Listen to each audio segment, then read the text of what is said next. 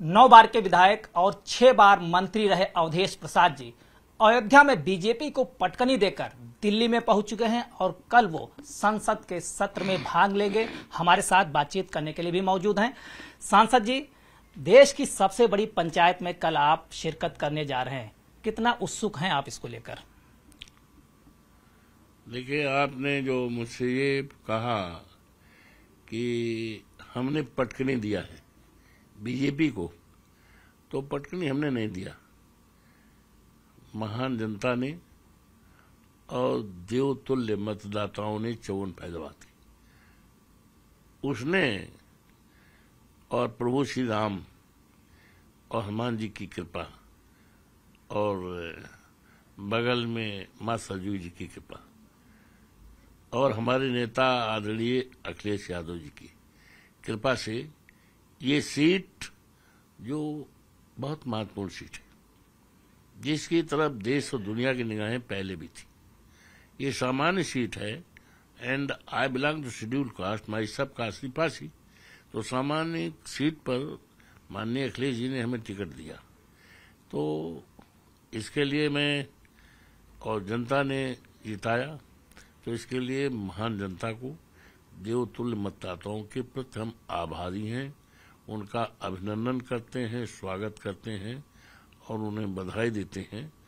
और इस देश की महान जनता को यकीन विश्वास दिलाता हूं। आप विधायक भी रहे, मंत्री भी रहे, लेकिन सांसद बनकर आपको कैसा लग रहा है?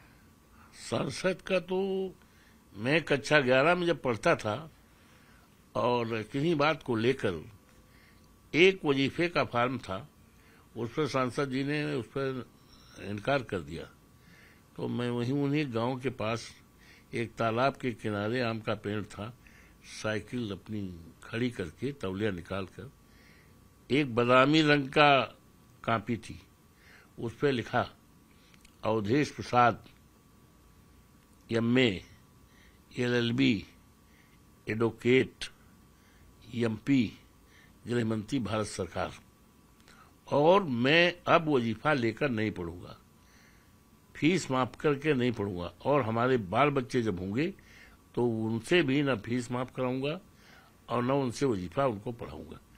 तो ये तो हमने कक्षा 11 में ही लिखा था और प्रभु श्री राम की कृपा से करीब करीब तमाम बातें हो गई। हम 6 बार के मिनिस्टर हुए और समाज कल्याण मंत्री क्या क्या हुए, तो उस समय कोई मंत्री अपने बच्चों का फीस नहीं माफ करा सकता, वजीफा नहीं ले सकता, तो सारी बातें सही निकली।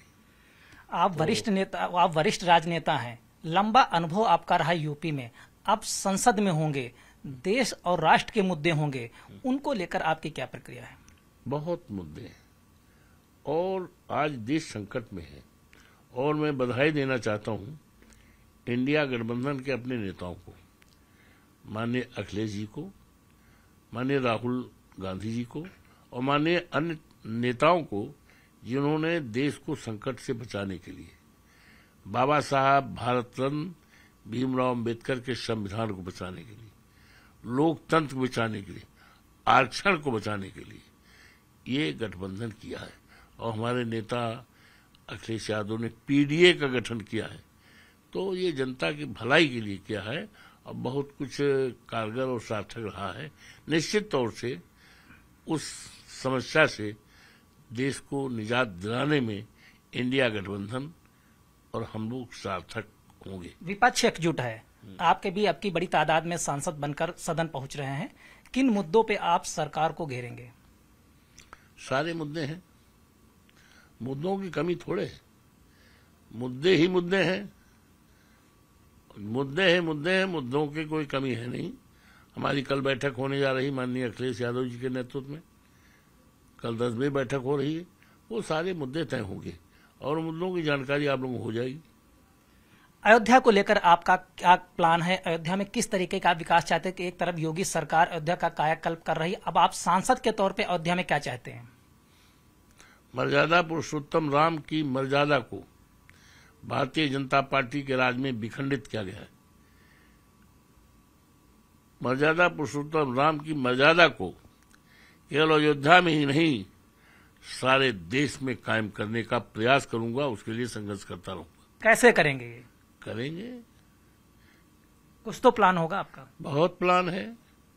एक तो जिन लोगों को उजाड़ा गया है, वहां के जिन लोगों को उजाड़ा गया है, मुआवजा नहीं दिया। 100 साल के लोगों को उजाड़ा गया, उनको मुआवजा नहीं दिया। उजड़े हुए उजाड़े गए लोगों को बसाने का काम करूंगा, और जिनको मुआवजा नहीं दिया गया वाजिब, उनको मुआवजा दिलाने का काम करेंगे। और किसानों के ऊपर जो तलवार लटक रही थी, वो ये हमारा खेती चला जाए, वो सारे खत्म करके किसानों को पूरी तरह से सम्मान और उनको अश्योरेंस देंगे कि अब की उनकी जमीन पर कोई नाजायज कब्जा नहीं करने पाएगा। और जिन लोगों को सर्किल रेट 7 साल हो गया, सर्किल रेट नहीं बढ़ा। पूरे प्रदेश के हर जिलों में सर्किल रेट बढ़ता है मार्च से 31 मार्च के पहले। फैजाबाद में 17 से नहीं बढ़ा। बद्दा रिजल्ट, लोगों की जमीन का वाजिब मोल नहीं मिला। वो सब दिलाने काम करेंगे और लोगों की उम्मीदों पर खरे उतरने का प्रयास करूंगा, तभी मैं अपनी जीत मानूंगा। एमपी बन करके ये हम अपनी जीत नहीं मानते हैं। ये तो जीत आदरणीय मतदाताओं की जीत है, वहां के लोगों की जीत है। अवधेश प्रसाद तो अपनी जीत तब मानेगा कि उनकी उम्मीदों पर खरा उतर जाए, उनकी तराजू पर खरा उतर जाए, तब अवधेश प्रसाद अपनी जीत मानेंगे। क्या जीत के बाद अवधेश प्रसाद रामलला का दर्शन करने पहुंचे? अरे भाई, हमारे बारे में आपको पता ही नहीं। फिर मैं तो I am very lucky, by बर्चू ऑफ माई बर्थ। हम तो वहीं पैदा हुए हैं। कक्षा 12 BA में जब पढ़ते थे तो जहां रामलला जी विराजमान हैं, सीता रोसिंया का दर्शन करते थे। When I was the student of BA Part 1 Part 2, ठीक है। और हम तो सही माने में राम भक्त हैं, by virtue of my birth. इसलिए कि मेरे ग्रैंडफादर आज दुनिया में नहीं है, उनका नाम था राम नेवल, समझ लो। मेरे फादर आज दुनिया में नहीं है, उनका नाम था दुखी राम। मेरे मामा दुनिया में नहीं है, उनका नाम था परशुराम। और मेरे ससुर दुनिया में नहीं है, उनका नाम था राम सेवक। तो हमारा तो ये बहुत दिनों से, और ये तो नकली लोग हैं जिन्होंने ये कहा कि हम राम को लाए हैं। Can you believe, can the nation will believe कि ये राम को लाने वाले लोग हैं? राम तो अनाज काल से आए हैं, राम बहुत दिन से आए हैं। और तभी तुलसीदास जी ने लिखा था कि दैविक दैविक भौतिक तापा, राम राज काहू न व्यापा। क्या रामचरितमानस आज लिखा गया है? तो ये जो 22 जनवरी को प्राण प्रतिष्ठा हुआ है, उस समय हमारे देश के आदरणीय प्रधानमंत्री जी ने जो संदेश दिया देश को, राष्ट्र को, कि हम राम को लाए हैं। राम को लाने वाले नहीं हैं। राम तो अनाजकाल से आए हैं। राम किसी एक व्यक्ति के नहीं है, राम सबके हैं, आप में है, हम में है, राम जन जन में है। तो अवधेश प्रसाद 22 तारीख की प्राण प्रतिष्ठा को सही मानते हैं या नहीं मानते हैं? ऐसा है, ये सही गलत का सवाल नहीं है। सही और इसका सवाल का कोई क्वेश्चन करने का क्वेश्चन डज नॉट राइज कि सही क्या है गलत क्या है। सही गलत के बारे में सही सब जो है, अभी तो देखिए ऐसा है, सही बात जानना चाहते हो तो अभी तो मंदिर बना नहीं है। मंदिर तैयार होगा, टाइम लगेगा। दिसंबर तक कहा जा रहा है तैयार हो जाएगा। मंदिर अभी बना नहीं।